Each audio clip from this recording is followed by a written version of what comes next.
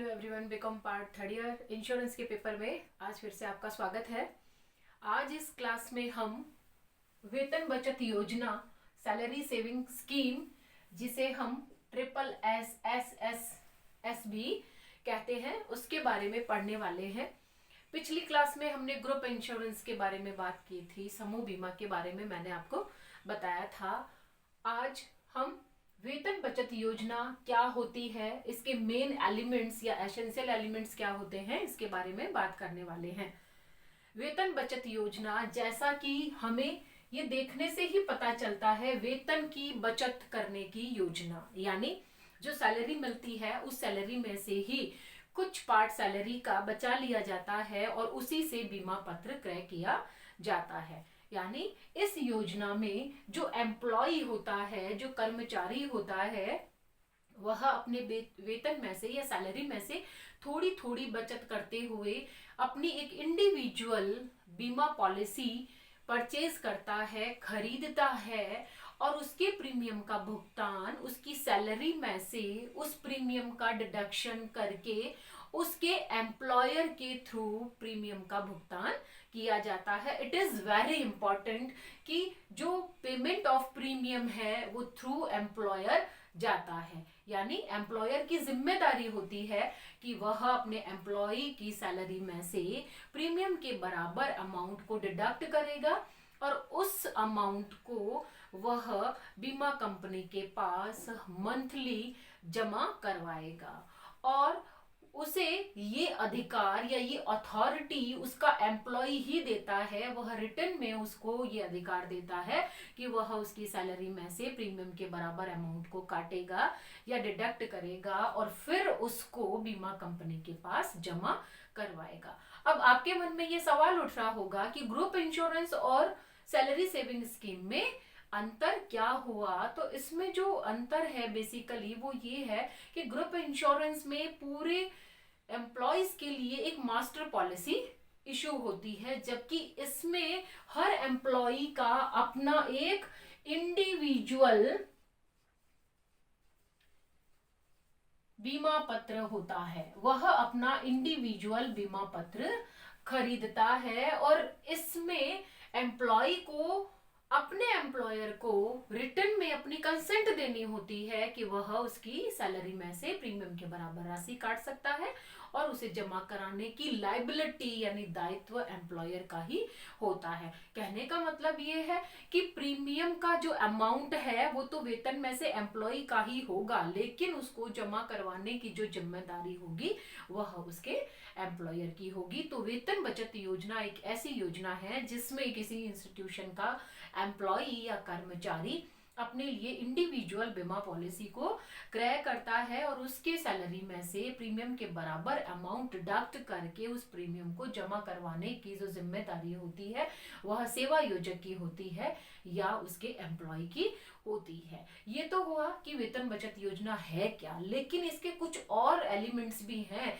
जो हमें इस डेफिनेशन से या इसके मीनिंग से पता नहीं चलते हैं। तो हम इसके मेन एलिमेंट्स के बारे में बात करते हैं। मेन एलिमेंट्स में नंबर 1 है योजना के लिए एलिजिबिलिटी यानी योग्यता।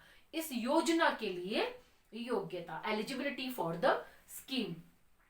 तो योजना के लिए योग्यता ये रहती है कि एम्प्लॉय उस किसी इंस्टीट्यूशन का परमानेंट एम्प्लॉय होना जरूरी है। यदि वह किसी इंस्टीट्यूशन से परमानेंटली कंसर्न है, वह वहां स्थायी रूप से जॉब करता है या काम करता है, तो वह इस योजना को ले सकता है, बशर्ते उसका एम्प्लॉयर राजी हो, वह अपनी कंसेंट देता है तो इस योजना का फायदा उठाया जा सकता है। पॉइंट नंबर 2 कहता है न्यूनतम सदस्य संख्या, यानी इस स्कीम का फायदा लेने के लिए कम से कम कितने मेंबर कंसर्न हो ताकि हम इस स्कीम के साथ जुड़ पाए। तो यहाँ ये बताया है कि यदि किसी इंस्टीट्यूशन में 100 से कम यानी लेस देन 100 एम्प्लॉय है तो वहां कम से कम 15 लोग यदि इससे जुड़ना चाहते हैं तो इस स्कीम का फायदा मिल सकता है। और जहां 100 से ज्यादा लोग काम करते हैं वहां पर यदि 25 लोग कम से कम राजी नहीं हैं तो इस योजना से नहीं जुड़ा जा सकता। कहने का मतलब ये 100 से कम कर्मचारी हैं तो कम से कम 15 एम्प्लॉय इससे जुड़े, और 100 से ज्यादा है तो कम से कम 25 एम्प्लॉय इसके साथ जुड़े, तभी वेतन बचत योजना का लाभ लिया जा सकता है, इसका बेनिफिट लिया जा सकता है। नेक्स्ट पॉइंट, सेवा योजक की स्वीकृति, एक्सेप्टेंस ऑफ एम्प्लॉयर। सबसे इंपॉर्टेंट बात है, क्योंकि डिडक्शन करना और पेमेंट की जिम्मेदारी लेना बहुत बड़ी बात होती है। यदि एम्प्लॉय आपका एग्री नहीं, एम्प्लॉयर यदि एग्री नहीं करता है, यदि वो इस बात से इनकार कर दे कि मैं ये जिम्मेदारी लेने में अनेबल हूं, असमर्थ हूं, मैं ये जिम्मेदारी नहीं ले सकता हूं, तो उस केस में ये योजना किसी भी सूरत में फायदेमंद नहीं हो सकती है, एम्प्लॉइज इसका फायदा नहीं उठा सकते हैं, तो उसकी एक्सेप्टेंस लेनी जरूरी होती है। नेक्स्ट पॉइंट, व्यक्तिगत बीमा पत्र, इंडिविजुअल पॉलिसी। इस प्लान, इस स्कीम में हर एक एम्प्लॉय का अपना एक इंडिविजुअल बीमा पत्र होता है, व्यक्तिगत बीमा पत्र होता है, जो कि ग्रुप इंश्योरेंस में नहीं होता है। नेक्स्ट पॉइंट, पॉइंट नंबर 5 रहेगा प्रीमियम का भुगतान। इसमें प्रीमियम का भुगतान, the payment of premium through employer रहेगा, लेकिन पैसा किसका होगा, प्रीमियम कटेगा किसकी सैलरी से, एम्प्लॉय की सैलरी से कटेगा, लेकिन जो चैनल होगा पेमेंट का वो थ्रू एम्प्लॉयर होगा।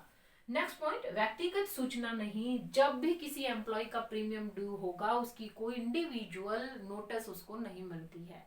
जैसे यदि कोई बीमा कंपनी से कोई अदर व्यक्ति किसी इंस्टीट्यूशन के एम्प्लॉय के अलावा यदि प्रीमियम अपना इंश्योरेंस करवाता है तो उसे ये सूचना आती है, और आजकल मोबाइल पे सूचना आती है कि आपकी इस पॉलिसी जिसका नंबर ये है, इसका प्रीमियम इस डेट को ड्यू होने वाला है। यदि आपने जमा करवा दिया है तो इग्नोर करें, यदि नहीं करवाया है तो तुरंत उसे जमा करवाएं। तो इस प्लान के लिए कोई इंडिविजुअल सूचना नहीं आती है। नेक्स्ट पॉइंट है व्यक्तिगत रसीद नहीं, उसे किसी तरह की व्यक्तिगत रसीद भी नहीं मिलती है, क्योंकि जब हम प्रीमियम पे करते हैं तो हमें रसीद मिलती है या हमारे मोबाइल पे मैसेज आता है कि आपका प्रीमियम हमें मिल गया है, जिसे एडजस्ट कर लिया गया है। लेकिन इस प्लान, इस स्कीम में कोई इंडिविजुअल रिसिप्ट नहीं मिलती। नेक्स्ट पॉइंट, सेवा योजक का दायित्व। इसमें प्रीमियम पे करने का जो दायित्व है, जो लायबिलिटी है, वो सेवा योजक की रहती है। यदि उसने अपने एम्प्लॉय को इस आशय की स्वीकृति दी है कि वह इस स्कीम का बेनिफिट अपने एम्प्लॉयज को देगा, वह उनके सैलरी में से एक प्रीमियम का जो पार्ट है वो डिडक्ट करेगा, वह उस प्रीमियम को एम्प्लॉय बीमा कंपनी को जमा कराएगा, तो ये उसका दायित्व बनता है। नेक्स्ट पॉइंट है सेवा में न रहने पर दायित्व नहीं। मतलब यदि एम्प्लॉय किसी इंस्टीट्यूशन को छोड़ देता है और इंस्टीट्यूशन में रहते हुए यदि वो इस स्कीम का बेनिफिट ले रहा है, तो जैसे ही वह उस इंस्टीट्यूशन से डिस्चार्ज किया जाता है, यदि वह उस इंस्टीट्यूशन को छोड़ देता है, तो ऐसी सिचुएशन में there is no liability of an employer. जब एम्प्लॉय इंस्टीट्यूशन छोड़ देगा तो उस एम्प्लॉयर की कोई लायबिलिटी नहीं बनेगी। जब तक कर्मचारी, जब तक एम्प्लॉय इन सर्विस है, तब तक पेमेंट की जिम्मेदारी उसकी रहेगी, अदरवाइज नहीं रहेगी। नेक्स्ट पॉइंट, उपलब्ध बीमा पत्र, अवेलेबल पॉलिसीज। तो ये कहा जाता है कि लगभग सभी पॉलिसीज इस स्कीम के लिए ओपन है, खुली है, या लगभग कुछ पॉलिसीज को छोड़ दें तो एक एम्प्लॉय इस स्कीम के अंतर्गत या अंडर दिस स्कीम वह किसी भी तरह का बीमा पत्र खरीद सकता है, बशर्ते कुछ जो बीमा पत्र हैं जो इससे अलग रखे गए हैं उनको छोड़ करके वह किसी भी तरह का बीमा पत्र खरीद सकता है। नेक्स्ट पॉइंट, न्यूनतम राशि व premium, minimum some insured and premium. तो इस स्कीम में जो मिनिमम अमाउंट रहेगा पॉलिसी का वो 1000 से कम नहीं होना चाहिए, यानी शुरुआत 1000 से की जा सकती है। और जो प्रीमियम है वो कम से कम 30 रुपए प्रति माह, यानी मंथली 30 रुपए कम से कम होना चाहिए, उससे कम नहीं हो सकता है।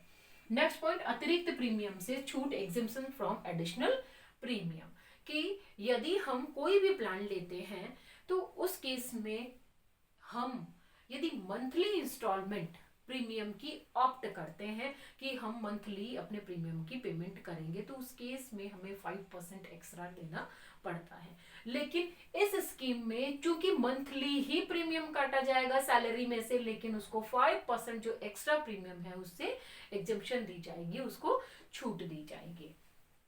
नेक्स्ट पॉइंट, सूचना देकर बंद करना या उसमें सुधार करना, टू क्लोज और improve by giving a notice. तो ऐसा नोटिस 60 डेज का हो सकता है।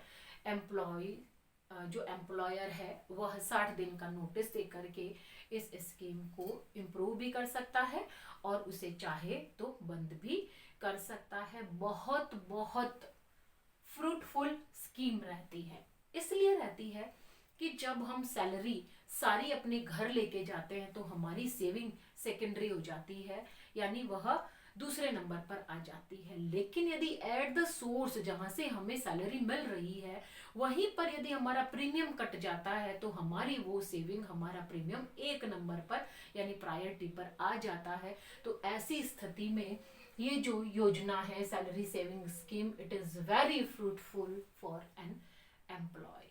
बहुत इम्पॉर्टेंट और बहुत ही लाभदायक योजना है जो बीमा कंपनी ने ऐसे एम्प्लॉयज जो परमानेंट कहीं जॉब कर रहे हैं उनके लिए शुरू की है। और इसमें हम एम्प्लॉयर की जो रोल है या उसकी जो भूमिका है उसको भी हम नकार नहीं सकते, क्योंकि ये भी एक जिम्मेदारी होती है कि एट द सोर्स किसी का प्रीमियम आपको काटना, किसी का क्या, जो एम्प्लॉयज इससे जुड़ना चाहते हैं वो 15 भी हो सकते हैं, 20 भी हो सकते हैं, 25 भी हो, जहाँ लाख लाख की तादाद में, हजारों की तादाद में एम्प्लॉयज काम करते हैं, तो वहां पर तो बहुत सारे लोग इस तरह की स्कीम से जुड़ते हैं। तो ऐसे सिचुएशन में उसका एक काम और बढ़ जाता है। लेकिन चूंकि वो उसके एम्प्लॉयज के लिए फ्रूटफुल है, उसके एम्प्लॉयज को फायदा देने वाली है, इसलिए वह उस जिम्मेदारी को अपने ऊपर लेते हुए इस स्कीम का बेनिफिट, इसका प्रॉफिट उनको देने की कोशिश करता है। ग्रुप इंश्योरेंस और सैलरी सेविंग स्कीम दोनों ही इंपॉर्टेंट है, दोनों में से किसी एक पे क्वेश्चन जरूर जरूर पूछा जाता है। तो आज की क्लास में इतना ही। वेतन बचत योजना क्या है और इसके मेन एलिमेंट्स मैंने आपके सामने रखे हैं। कोई आपकी क्वेरी है, कुछ पूछना है तो ग्रुप के जरिए आप मुझसे पूछ सकते हैं। तब तक के लिए थैंक यू।